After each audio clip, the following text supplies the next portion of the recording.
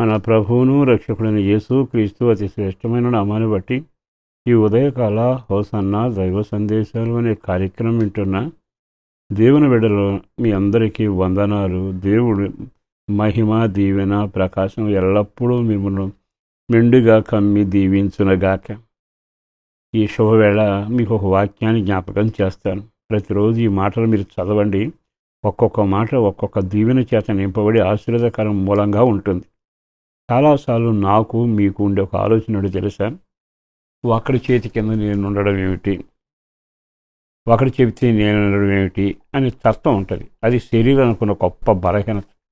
అందుకని ఇంట్లోనైనా బయట అయినా ఉద్యోగ స్థలంలోనైనా కొన్ని స్థలాల్లో వాడు చెప్పడం నేను వినడం ఏంటి, అసలు నేనెవరు వాడెవడు అంటే అర్థం ఏంటంటే నీకు నీవే గొప్పగా అంచనా వేసుకుని ఆధిపత్యాన్ని సలహా చెప్పేవాడని నడిపించేవాడిని ధృవీకరిస్తుంటాం.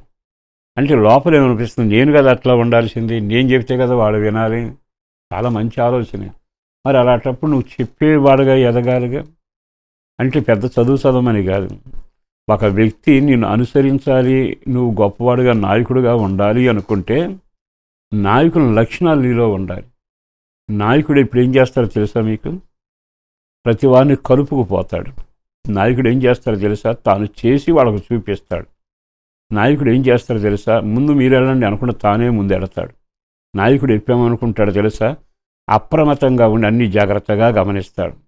ఇంకా చాలా ఉంటాయి నాయకుల లక్షణాలు. ఈ లక్షణాలు నీకు లేకుండా నేను నాయకుడిగా ఉండాలి, పెద్దవాడిగా ఉండాలి, ముందుండాలి, అందరికంటే నేను పైన ఉండాలనుకున్నప్పుడు అన్ని కోణాలు నువ్వు నష్టపోయి ఇబ్బందులు పాలవుతావుగా.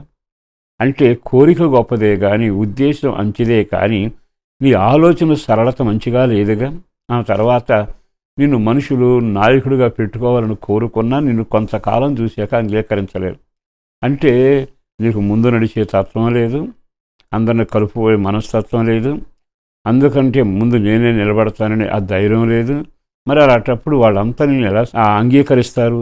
బైబిల్లో ఒక మాట చెబుతాను. సామెతల గ్రంథం 20 అధ్యాయం 18వ వాక్యం. ఉద్దేశములు ఆలోచన చేత స్థిరపరచబడను. అంటే మనకు ఉద్దేశాలు ఉంటాయి. ఆ ఉద్దేశాలు ఆలోచనలు మంచిగా స్థిరపడాలి. మంచిగా ఉంటే స్థిరపరచబడతాయి. మీకు చిన్న మాట చెబుతాను. మనకు చెప్పులు కానీ ఏదైనా వస్తువులు తడిసిపోతే, బట్టలు కానీ మనం ఏం చేస్తాం? బయట ఆరేస్తే కొంతవరకు అవి ఎండుతాయని మనకు తెలుసు. అంటే మన ఉద్దేశం బయట ఆరవేయాలన్న ఆలోచనతో మొదలవుతుంది. మన ఇంట్లో చిన్న పిల్లలు ఉంటారు. ఒక చిన్న సంఘటన ఏమిటంటే, వాళ్ళ నాన్న మీద ప్రేమ కొద్దీ తడిసిపోయిన చెప్పుల్ని, అయ్యో మా నాన్న చెప్పులు తడిసిపోయిన పిల్లోడు తీసుకుంటూ వెళ్ళి పొయ్యి దగ్గర పెట్టాడు. అతని ఉద్దేశం మంచిదే. ఏమిటి ఉద్దేశం? అవి ఎండాలి అని. కానీ ఆలోచన పొయ్యిలో పెట్టకూడదు, బయట పెట్టాలని తెలియకపోవడం. తర్వాత జరిగేది ఏమిటి? అట్లాగే చాలాసార్లు ఉద్దేశాలు ఉంటాయి కానీ ఆలోచన సరిగా లేకపోయినా, ఆలోచన కర్తలు లేకపోయినా మన జీవితంలో కొన్ని నష్టాలు పోతాం. అందుకని ఓ సేవకుడిగా చెప్పేది, నీకు మంచి ఉద్దేశం ఉన్నప్పుడల్లా సరైన ఆలోచన రావాలి. ఆలోచన ఎక్కడొస్తుంది? ఆలోచనకర్త ఆయనేగా. నీకు సంఘంలో ఉంటారు, ఇంట్లో పెద్దలు ఉంటారు, 10 మంది ఉంటారు.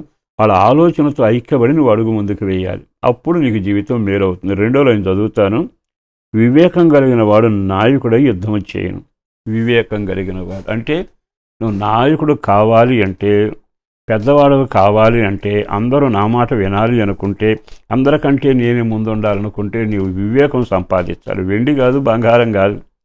నువ్వు ఎప్పుడైతే వివేకాన్ని సంపాదిస్తావో ఆ వివేకం ద్వారా ప్రజలతో ఎట్లా మాట్లాడాలి, కష్టాల్లో ఉన్నవాళ్ళు ఎలా పలకరించాలి, వాళ్ళ జీవితంలో సమస్య వస్తే ఎలా ముందుకు వెళ్ళాలి అంటూ యుద్ధ నేర్పరిగా ఉండాలి, మాట్లాడే శక్తి కలిగిన ఉండాలి, పవిత్రమైన తెలివితేటలు ఉండాలి, అనేకులను నడిపించి ఆదరణ కలిగే దేశం మాట ఉండాలి. ఇవన్నీ ఉంటే నాయకుడు అవుతావు. విన్నారుగా.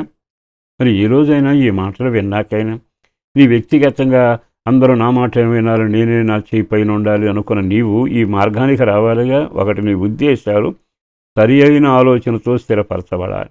2వది, వివేకం కలిగి ప్రవర్తిస్తే నువ్వు నాయకుడు అవుతావు, ప్రజలను వెంటొస్తారు. అట్టి కృప ఈ రోజు నుంచి పరిశుద్ధాత్మ దేవుడు మీలో కలుగ చేయునగాక. పరిశుద్ధుడును ప్రేమామడి నా ప్రభు, వందనాలయ్య.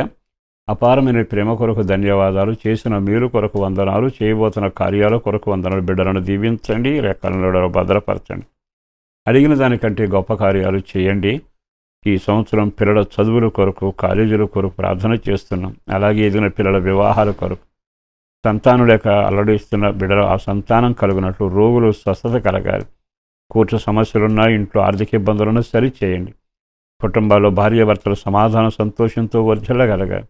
మానక మందిరంలోకి అందరూ వీళ్ళు ఆరాధన చేయగలగాలి. సిద్ధపరిచిన మీరుడి చేత రక్షణ భాగ్యం కలుగ చేయండి. ప్రార్థనాత్మతో నింపండి.